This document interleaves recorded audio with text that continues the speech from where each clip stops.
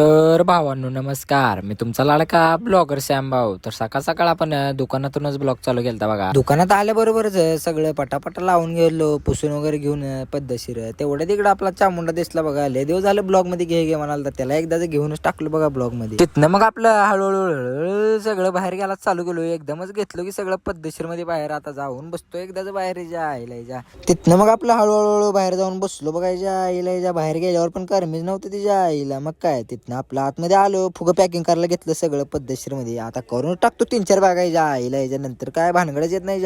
मग काय तिथनं बर्फी वगैरे खाऊन तिथनं घेतलं बघा आपलं फुगे पॅकिंग करायला. एकदाच करून टाकतो तिच्या आईला. तिच्या नंतर भानगडच राहत ना बघा. फुगं वगैरे पॅकिंग करून झाल्यावर जाऊन बसलो बघा बाहेर. तेवढंच डब्बा आला. मग काय डब्याला मग सुट्टीने देता ओढलो बघा पद्धतशीर मध्ये. जेवण झालं बघा.